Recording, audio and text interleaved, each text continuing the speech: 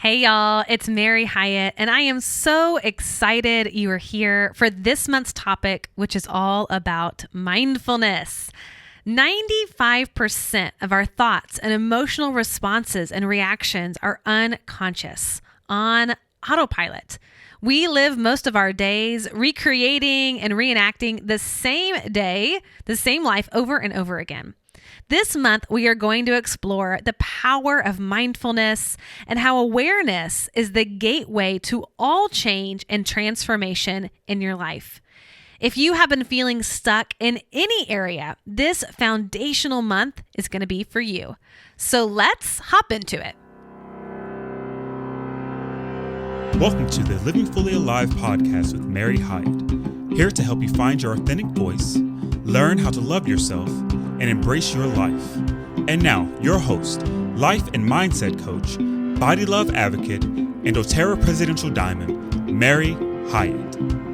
Hey y'all, it is Mary Hyatt, and I am excited for another fabulous episode today with Lauren DeVera, and I cannot wait to introduce you to her. But before I do, I want to make sure that you go back and listen to all the other episodes that are in this month's topic about mindfulness. It has been such a rich month full of beautiful guests, and I want to make sure that you go back and listen because this is not a one-person conversation. There are so many different ways of looking at mindfulness and approaching mindfulness. Last week, we had Rafael Puebla on the show, who is a Mexican-American who talked about bringing mindfulness into the corporate space, which is so powerful to hear his journey of being in the corporate world and now really marrying the idea of emotional intelligence and mindfulness in a corporate organization, into the workspace. So if you are in that world, that is an episode you're not going to want to miss. So go back and check that out. And then the week before that, we had Lisa Abramson, who talked about cultivating courage and resilience through mindfulness and what it looks like to invite in more self-compassion into the equation. And then, of course, I had my dear friend, Allie Fallon, on the show. We talked about the power of writing and how writing is a tool to access deeper awareness in our life and to change our programming, change our thinking, change our way of approaching situations just by cultivating awareness through writing. So definitely go and listen to that episode. And then the first episode I did in this month's topic was a foundational episode where I got into the 5 elements of mindfulness. So if this is kind of your first introduction to mindfulness, definitely go back and listen to that episode first because I kind of get into the basics of what it is, how to practice it, and really get into the practical side of mindfulness. But today I have Lauren DeVera on the show, and we have such a heartfelt, genuine conversation. You're going to fall in love with her energy, and her spirit. But she is a life coach, a certified positive psychology practitioner, a yoga and mindfulness teacher, a choreographer, and community builder dedicated to empowering others through movement, mindfulness, introspection, and self-care. She received her degree in dance performance and communication from Old Dominion University and has been teaching professionally for 11 years. A distinguished thought leader and educator in the dance and fitness community with performance and teaching credits including the Kennedy Center, Howard Theater, Dance Place DC, Culture Shock DC, World of Dance, BET, CW Network, George Washington University, NPR, and the Department of Energy. And she's just amazing. She really does such a great job at combining her love for people and the arts. And she has created and founded the Lion's Den, an inclusive community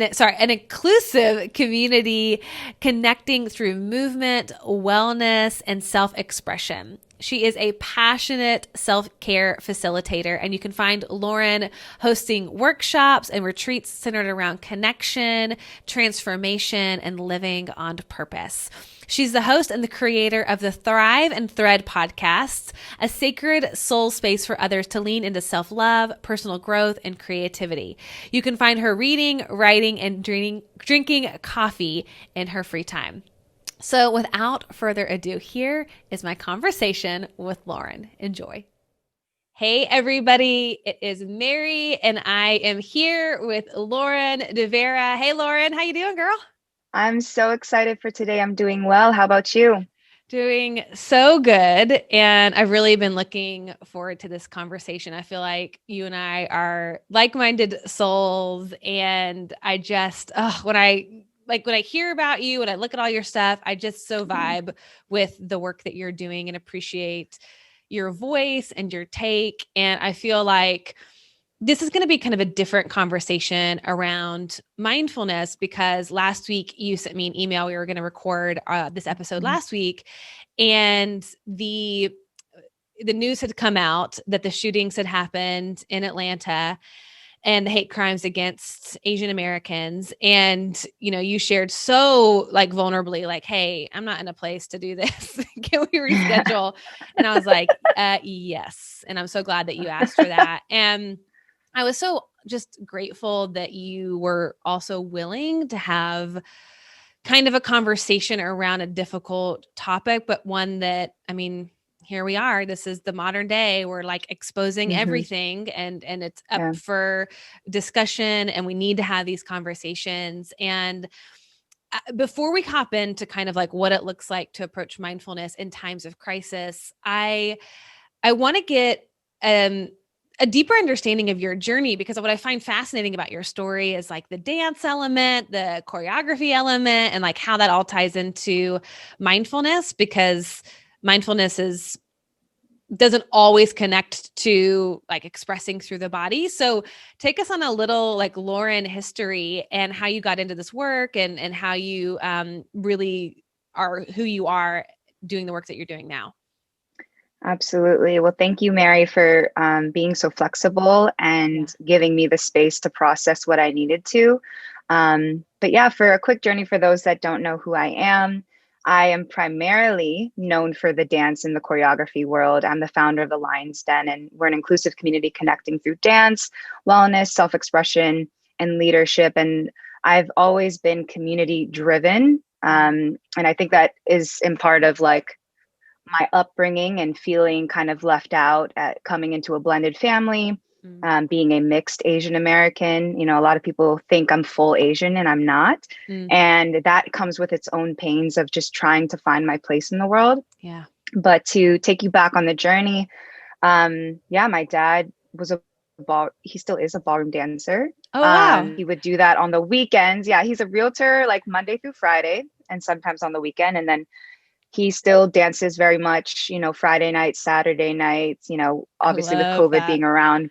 Yeah, but it runs in the DeVera blood. All my brothers danced in the clubs. Like we have a huge age difference, like 20-year difference. Oh, wow. But it runs in the Filipino blood. And I got into dance when I was a child through ballet and modern. And then fast forward, applying for colleges, I initially wanted to study psychology. Then when I found out that I might have to do more school after undergrad, I was like, let's do something that's fun. Yeah. So I studied dance in college, and I'm so glad I did that. It highly influenced my movement, dancing 5 days a week, ballet, modern. And then what hip hop was starting to become more popular back then and more accessible. And so I got my degree in dance, and ever since college graduation, I've been teaching dance and really found that I have a natural ability to teach others and sharing the passion of dance and how it's impacted my life. And fast forward, initially I thought I wanted to move to LA. I tore my ACL. It's one of those stories. I tore my ACL a few weeks before I was supposed to go. And it was in a time where I was transitioning out of a 9-to-5 and having benefits. And I tore my ACL in a time when I didn't have benefits, and like everything kind of crashed and burned. And I was like, all right, I'm going to stay here in Virginia and let's just try to figure things out.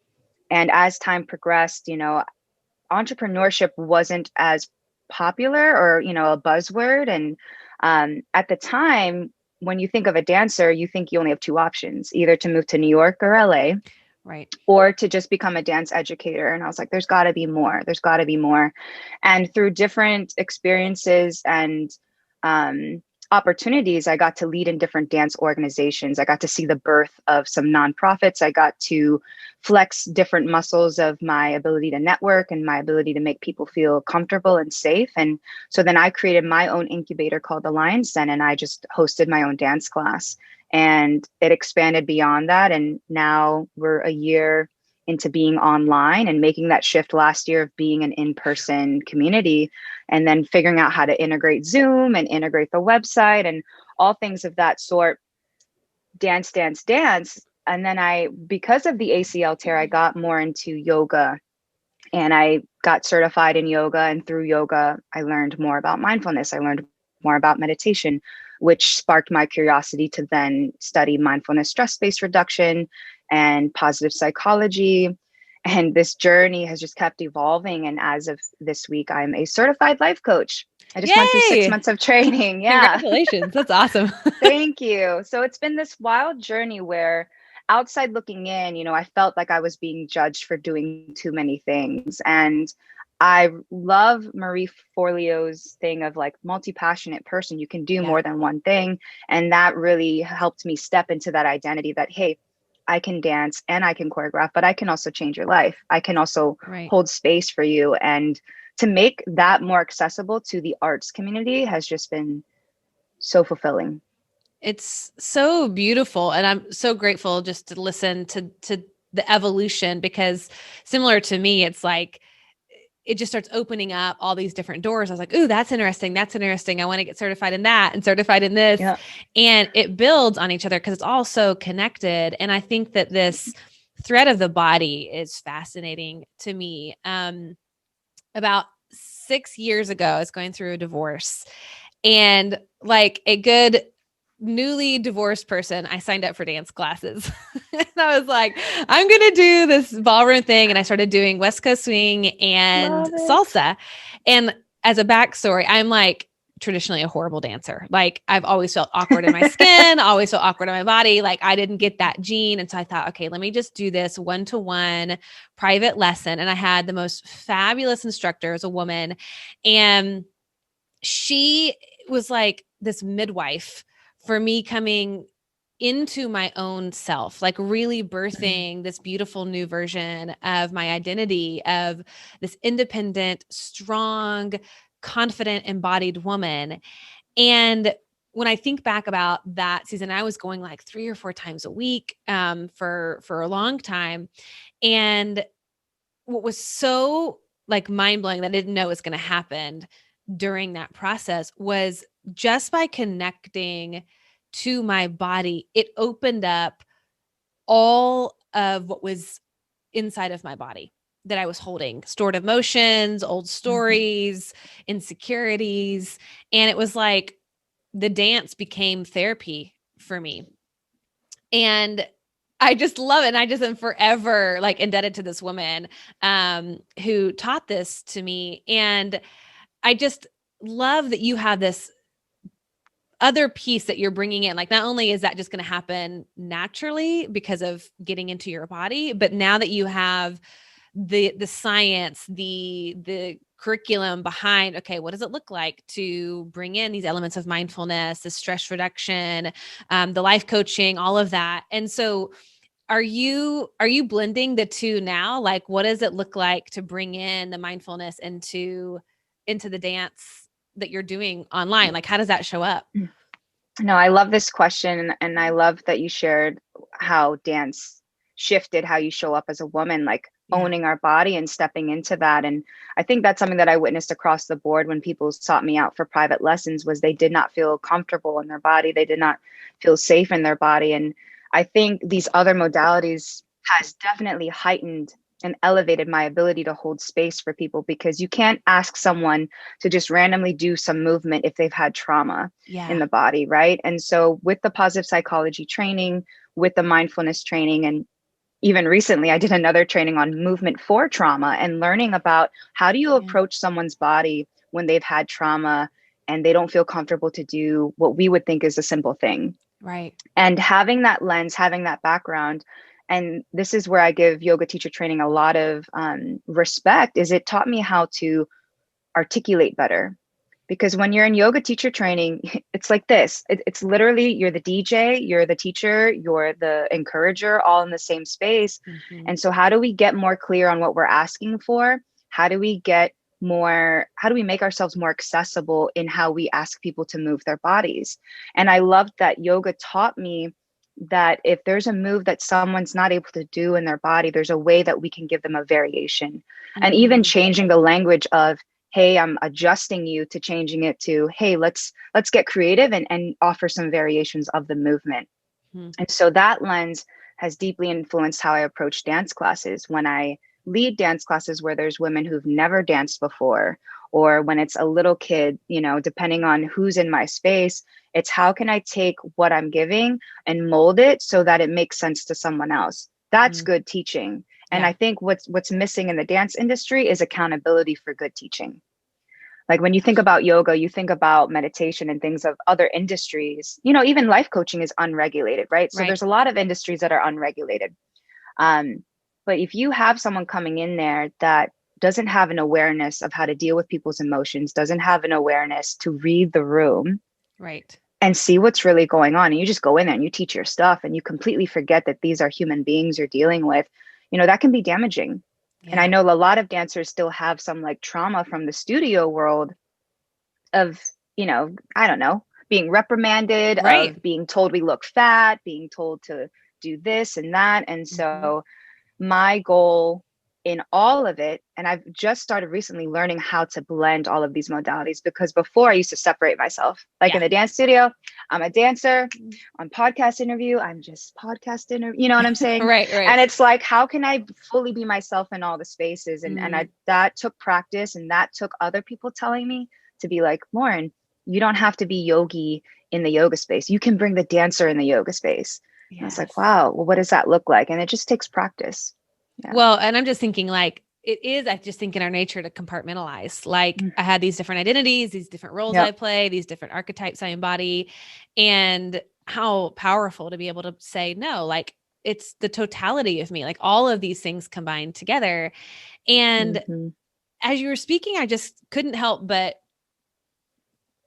like have this awareness that what you were talking about was not only that you're bringing in elements of mindfulness for your students, but like you as the practitioner, as the teacher, has to be so mindful, like you said, like to be hyper aware of people's needs, of what trauma they may be coming in the door with, and creating space for that and getting creative. But that requires that you're present and able to tune into that, rather than just doing the prescribed routine or having a need for it being perfect or regimented or looking a certain way. Like I think part of this work is sort of letting go of the attachment of that, to be present for what's here. How do you define mindfulness? Like, what does that word mean to you? Yeah. Well, I love all your observations. I just want to say that, and I really appreciate you witnessing me in my own transformation. Mindfulness, I think the best definition comes from when I did my MSBR training with Gina Beagle, and it is noticing any thoughts, feelings, physical sensations in the body with non-harmful judgment. And that just adding the part of non-harmful judgment, because a lot of practitioners, a lot of teachers say without judgment, but it's impossible to not judge. Our mind is always assessing our spaces, where, even when I walk into a room and I'm gauging the energy, that is a form of judgment. It's not harmful, but it's judgment. So the non-harmful judgment is noticing what is. And it sounds simple, but it does take practice, but it's getting outside of myself and noticing what's happening. So I'll tie this into last week when we were supposed to do this interview. And I was just gauging like how I felt energetically, physically, emotionally, even spiritually. I just felt dry. And I was nervous, right? I'll be transparent. I was nervous because we haven't met before. And I was like, I don't know if she's going to be understanding. And, those thoughts were coming up for me. Yeah. But even in that moment, I noticed, well, you're making a judgment of her. You don't know her. You don't know that she might actually totally understand and be willing to meet you halfway. Yeah. And so even having those little conversations before I send an email, before I send a text message where, before I was operating out of emotions, I was operating out of reactive mode or trying to protect myself. But last week and all the years of mindfulness has helped me to be delicate with myself and say, hey, what you feel is freaking valid. Last week was traumatic for the AAPI community. And regardless if I feel deeply connected to it or not, and I think that's something that some Asian Americans were dealing with, was maybe feeling numb and feeling guilt around not having emotions. And it's like, that's real. Yeah. AAPI doesn't mean everyone is under that category. We may look Asian, but maybe we don't feel connected to it. Yeah. But to come back to what I was saying is I gave myself that grace and that space to notice that I wasn't ready to do a podcast interview and show up fully. And I knew that if I showed up on that interview, I wouldn't be able to give you the same gusto and the love and the realness while being able to kind of keep it together. Right. Yeah.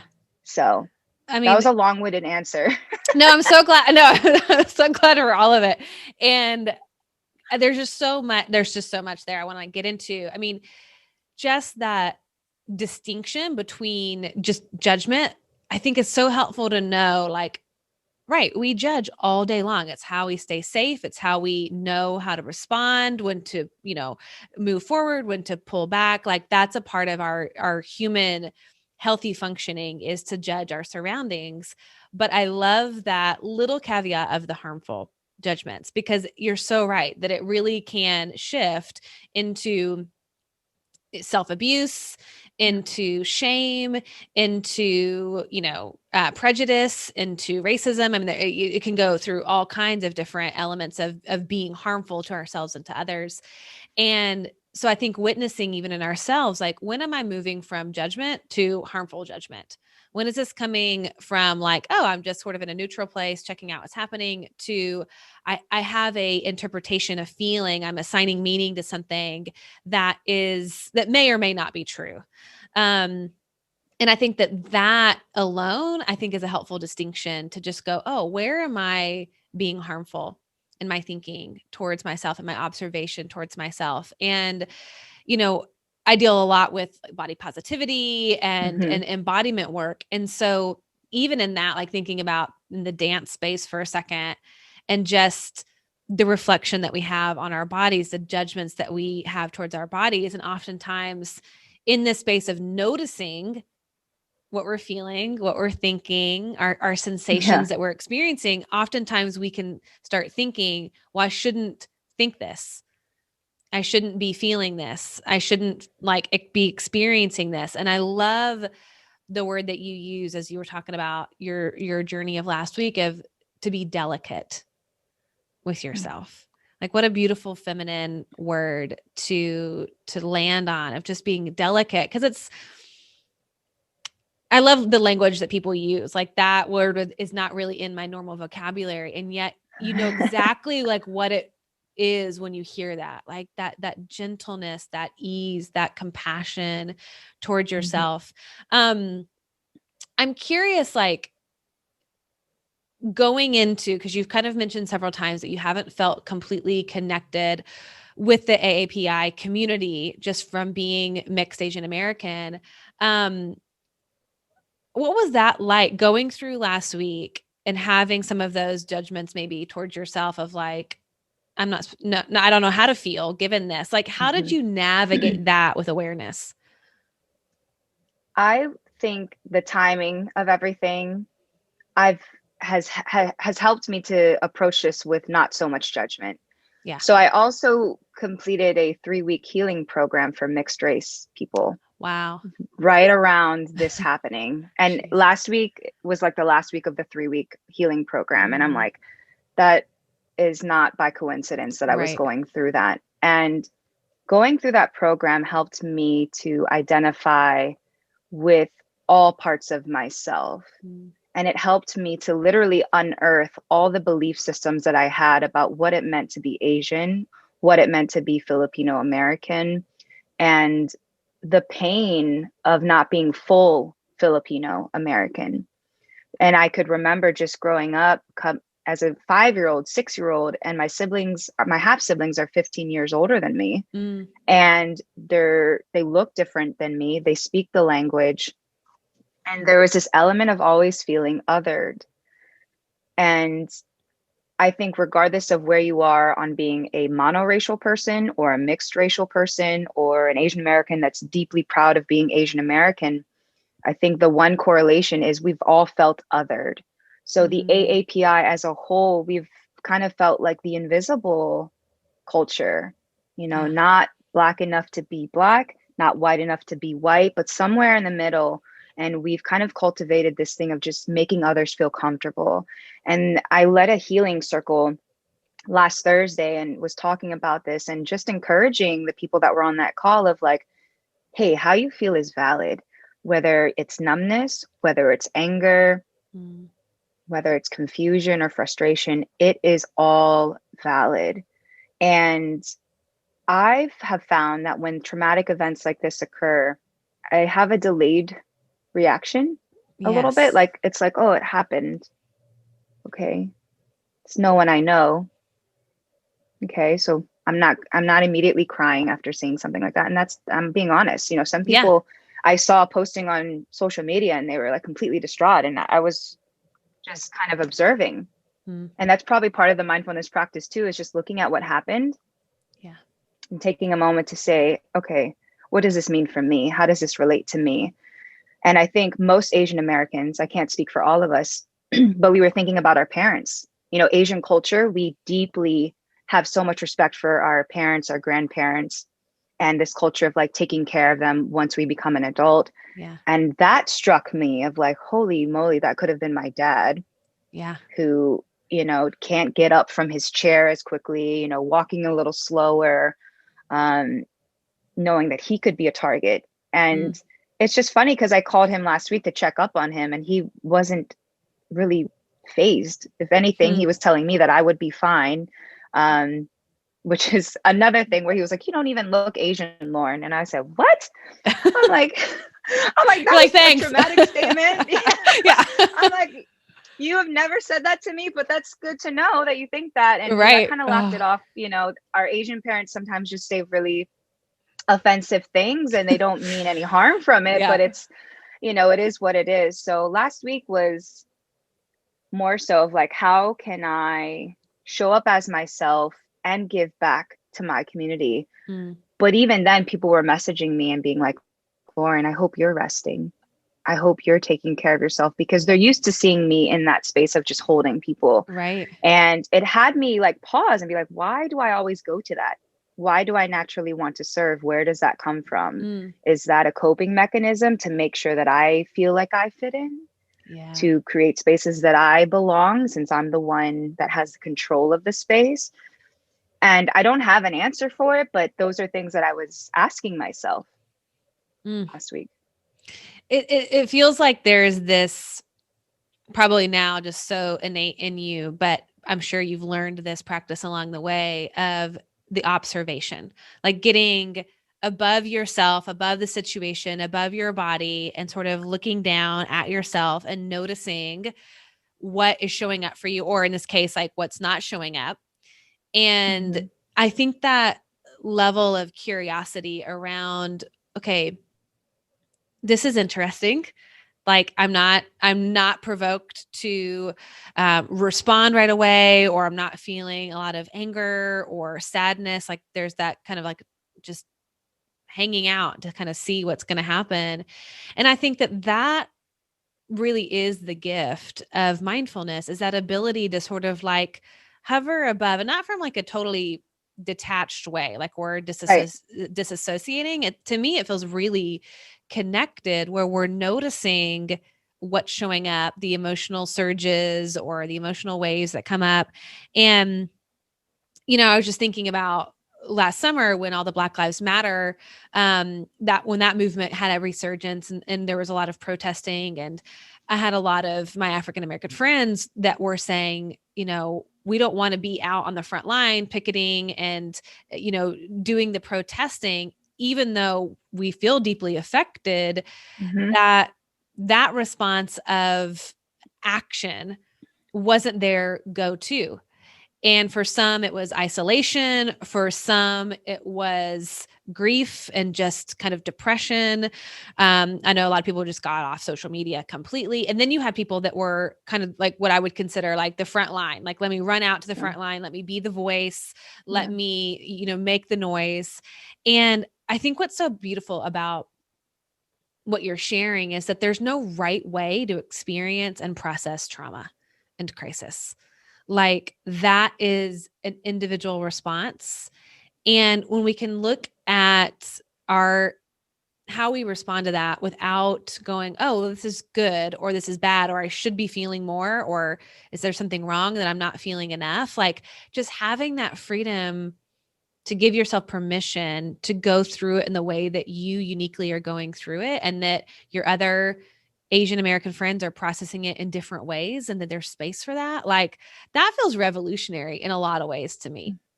Like, I just think that what a gift to give yourself permission to feel in whatever way you need to feel. And I'm wondering for you, this is like kind of a selfish question because I love so much how you focus in on the body. Like, was that a response that you had to process what you were going through last week through the body? Like, did you use movement at all to kind of work through some of this, or did any of that kind of come into play? Yeah. The day that it happened, I had no words, and typically I have words. Like, typically I can write a caption, like, no, without any effort. And I just was like, I feel something in my body. And I taught a hip hop class the same day that it happened. And I let them know, like, hey, this happened. And I'm letting you know that I may look or feel different to you today. And, and they're like 12, 13, and just having that real conversation with them. But before that, I just put on a song and I did a reel and I just danced. And it was a song by her. I forget the name of the song, but it was in response to Breonna Taylor's murder last year. And I put on that song, and her is half Filipino, half Black. So I didn't even think about that at the time, how it was kind of a fitting song to do. And I just danced, and this aggressiveness, anger, tension type of move, even as I'm sitting right here, that was how it manifested for me. And then, just pausing and taking time to process, and immediately going into action mode of like, okay, it's Thursday. We're going to host a meditation circle or a healing circle, and whoever shows up, shows up. And, being scared too of like holding that container, but also knowing that, hey, Lauren, you don't need to be 100% okay to hold this space. You can come as you are. You don't have to have the words. You don't have to heal these people. You don't have to solve the world's problems in this call. And I said that at the beginning. I was like, hey, we're not solving the world right now. We're just coming as we are. And I think one thing I want to bring up with mindfulness is the difference between observation and analyzing. Yes. And oftentimes we confuse the two. We think we're observing, but no, we're analyzing and we're picking apart. And that's when the judgment starts to come out. And if we go too far deep in analytical mode, that's when anxiety arises. So That's it's so finding that edge, right? That finding that edge of me as the observer, of sitting outside of it and having this art of awareness is a simple way also to define mindfulness. Yeah. I'm just aware, and I'm not trying to fix myself. I'm not trying to fix other people. I'm not trying to fix a situation. I'm going to sit with this and pace and tread lightly. Yeah. It feels so expansive to me, that invitation to just be with whatever is here without having to hurry through it, without having to like find the solution and, do the XYZ thing that we're supposed to do, like self-care wise to take care of the issue. It's like, no, I can just be in this discomfort or in this pain or numbness or anger or whatever. And I don't have to do anything about it. Like I can just sit with it and sit in it. And I think you brought up this concept, even though you didn't say this word, of community. And I have found that element of like coming together as a group of people to feel together. Like, I think that was so profound to be like, we're not here to fix the world. We're just experiencing something collectively together. And I think that this past year, like in all the, I'm just thinking like trauma after trauma after trauma after trauma, like all the things that have happened over the past year, the thing that's been so rare about it is the fact that it's been collective. And that concept of we can use that like as something that is really healing, just to sit with one another, just to witness that like we're experiencing this at the same time, even if it looks different for each person, in a micro sense together, we're still all going through this hurt, this fear, this pain, whatever it might be. And I think that that's something I think that would be helpful for anyone listening to just remember that mindfulness can be practiced with other people. In fact, it can be really powerful to practice it with other people. And that idea of, and I love the word witness, like the idea of witnessing one another's experience, even just like I'm holding this and I don't have words, and just even like holding in silence and just feeling the energy of the room, feeling the energy of somebody next to you, and just like creating space for that. Will you speak a little bit to that, like of what it looks like to hold space for other people? Because I think one of the things that I'm thinking of is, as a American, I cannot relate to parts of the story of the trauma in your community or in the Black community or in other, marginalized communities. Like I have so much white privilege that even in my awareness, there's still a disconnect. Right. And so I would love to hear just from your perspective, like how someone from a different race who didn't experience that trauma last week on a personal level, how we can support and hold space for those that are experiencing it. I love that question. Yeah. So when we did the healing circle, I made sure to say that it's for AAPI and allies. And so we had white people on there, we had Black people on there, and majority Asian American. I think I also did an Instagram story just telling our allies, hey, you don't need to have the perfect words. You don't even need to know what to say. You don't need to comment on actually what happened. You can just say, hey, I see you and I'm here and I sit with you. And I think that's what anyone going through anything just wants to hear. Yeah. And it obviously has to be genuine, being careful that it's not performative, that you too are actually doing the work and not just checking in on folk, but speaking up for us as well, sharing the truth and even just shedding light on it. I think the silence, when it's not addressed, is very painful. Yeah. Because you may think it's not painful because you're not necessarily choosing a side, but we've seen in the past year that you have to say something or silence will be taken as your side, right? And I think just bringing it up and checking in on your people really is the biggest thing that you can do. And, for those that shared the flyer, that invited other people, that to me is support. Even if you can't make it, even if you, don't want to attend, but you shared it with someone who could benefit from it, that is support. Yeah.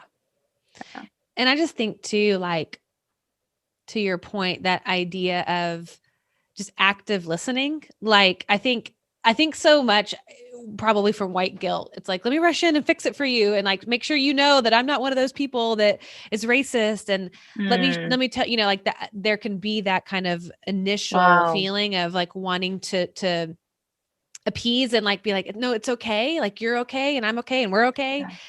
And I think that just, it's so helpful to hear from your side of just like, kind of just like, just shut up and listen. Like just sit there and just observe, bear witness to the pain, to the tragedy, to the trauma, to the injustice. And I think in some ways that's really helpful, just to know you don't have to have the answer. You don't have to know what to do. You don't have to know how to, you don't have to fix it in this moment. Like Right. just be there and just actively listening, meaning being present, meaning being engaged, looking people in the eye. I think empathy is one of the most powerful skill sets that we have, human to human, of just saying like, I see you. Like I see your pain, I see your confusion, I see your anger, whatever it is. And like, I know that growing up, so I'm Southern, so I'm from Nashville, and I Love have 4 sisters, grew up Christian. And so like the idea of anger has been historically a very like, that's a scary emotion to be around or to experience. Like that was not something that was encouraged or welcomed. And so it's been so interesting. And my boyfriend is Black, and going through being in a relationship with him now for about 5 years, and seeing, just being a little bit in that community more than I ever have, witnessing and creating space for the anger, I think is really powerful too. And not like trying to quiet the anger or make that less intense. And just, again, I just think holding space, like holding a container where somebody can feel and experience it all, and you're just there. I just appreciate you sharing that, because I think it's just helpful. If the goal here is to love one another and Well, support one another. I love that you brought that up about being in a Christian home. I too am a Christian, and grew up in that environment and going to church. And this may veer into another conversation. I actually did an Instagram interview on how faith intersects with mental health and with minority communities. And I've just found it interesting that as someone that grew up in church, who had the resources, who believed in something we can't see, who practice prayer daily, and I still do, but it's like that wasn't enough tools to get someone through something. Yeah.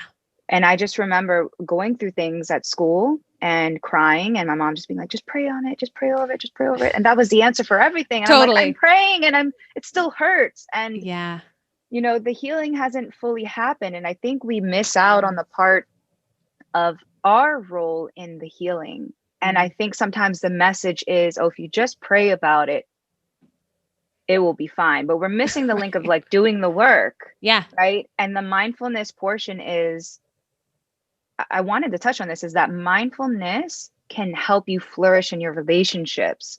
If I am aware of how I show up, if I am aware when I am starting to do something selfish, or starting to do something out of spite, or trying to make someone feel guilty as my way of expressing sadness. That's a weird mechanism that I've recognized within myself. I'll do this guilt tripping thing when really I'm just sad, but I don't want to say that I'm sad. So it's like a pride thing. Yeah. But I wouldn't have known that without taking the time to pause.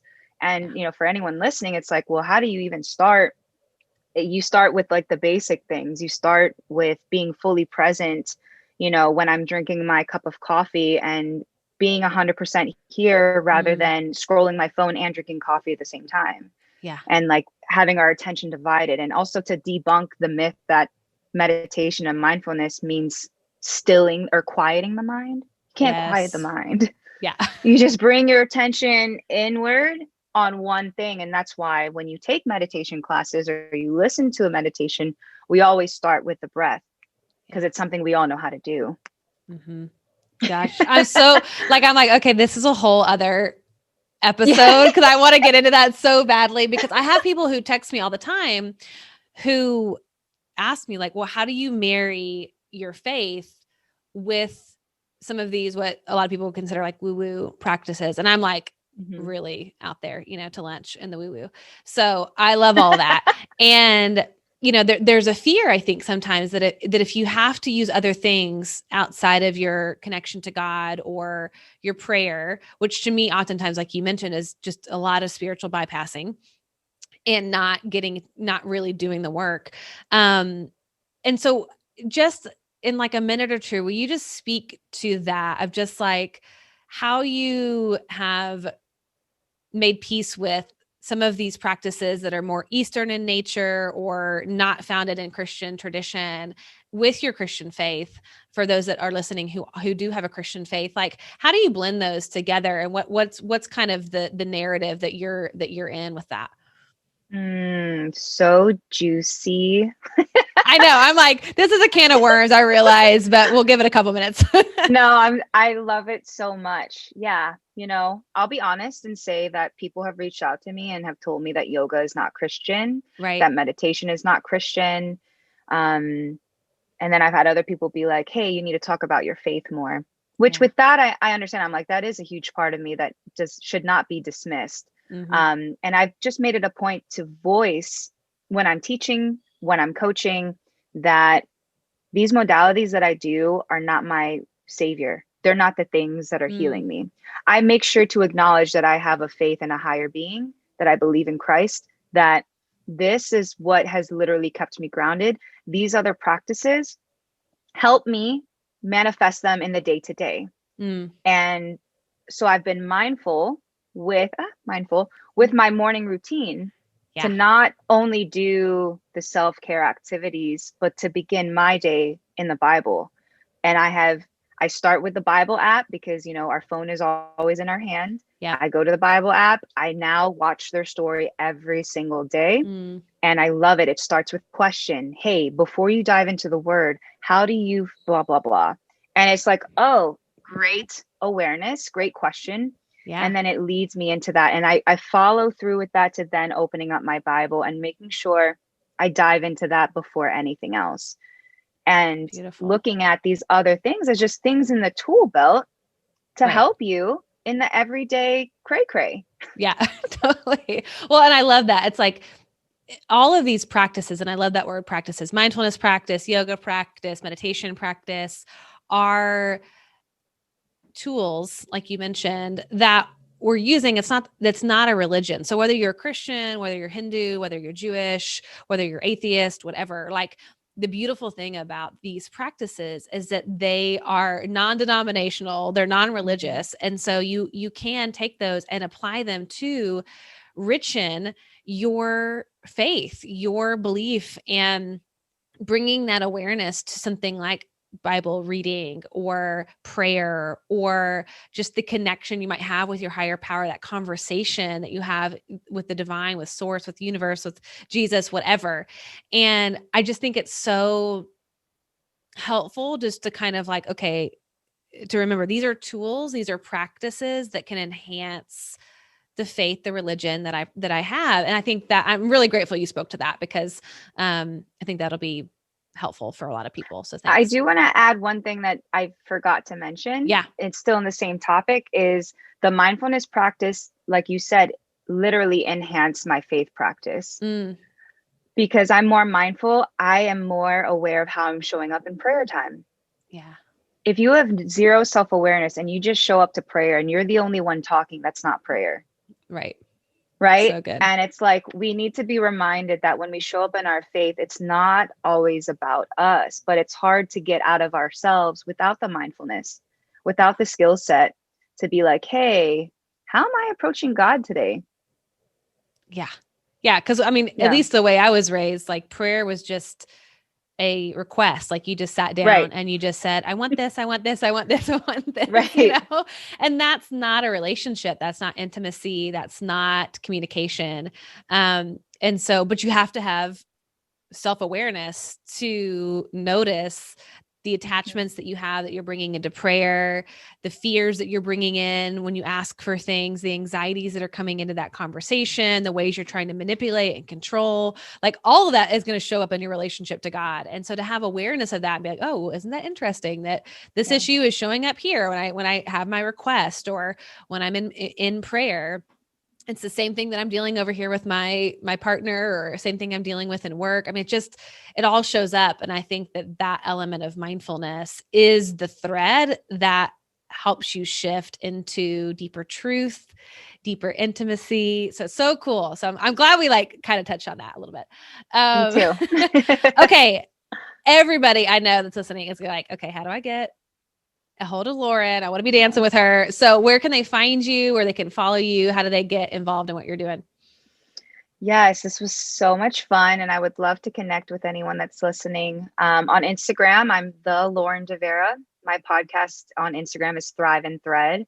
And if you want to do movement, if you want to do yoga or dance, follow the Lion's Den DMV on Instagram. But all of this is on my website, which is lauren-devera.com. And I will be giving Mary a promo code just for you as listeners to come take a free class. So Yay. that'll probably be in her show notes or something.